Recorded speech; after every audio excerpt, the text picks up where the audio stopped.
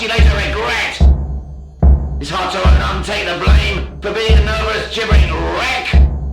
So go on, be a careless fucking onlooker, so you can sit and not think about pain. I know about gasping attacks and mirror blood. I know about shitbags and shame. I know a fuckload more than you realise, a fucking lot more than you think. I know why you can take a kiss, but not a bun-count hug. I know you bite your fat banana fingernails, and I know why you need to shave. I know you're a slow, fussy, pathetic eater, and I know you don't sleep much. But I'll still tell you it's helping, and I'll still tell you you're doing the right thing.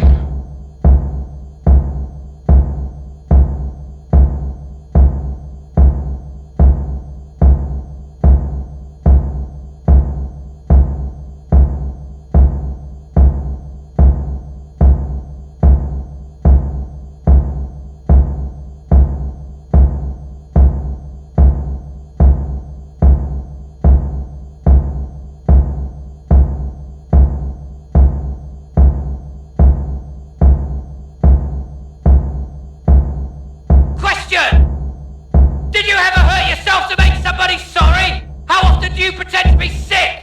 You ever wanted something very much but never told anybody about it? Are you such a slug you can't live without a fucking Sunday? You ever made a bit too much fuss over your cuts? Yes! The cutting will be quite dramatic if you get the crisscross slip right, shirt exposed piece of bone ready for the harvest. And in a few seconds time, in a drop of anal red the poison, and your totally disgusting, diseased, unkempt, disgusting excuse of a body continues to react. Till mere days after the cutting, the cancer says, well, hello! In between fairground muscle twitches and clearly white scaly shit, Tinker Boy says, burn it out! The little cunt doesn't know what the fuck he's talking about! And just weeks after the cutting, you really don't know. How well can you imagine? How soon cheap tears are forgotten? Because there's no wasted Kleenex or sympathy. No one will give a fucking toss for your quasi-glamour or your symptoms, for your rustle side, and for your atrocious sleepless lucidity. Because what if they were provoked? It's perfectness and it's all there. No more pointless trawling through self-help books for triggered examples. No more daytime trash or drunken wisdom. At first it seems not to be working, till you get that intimation of danger. That means you can no longer convince yourself it's not working. More and more and more and more. So right now would be a good time for blackmail.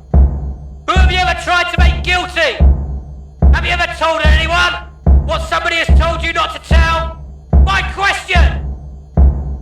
I said, have you ever told on anyone what somebody has told you not to tell? Yet I'll tell you, it's helping, and I'll tell you, you're doing the right thing.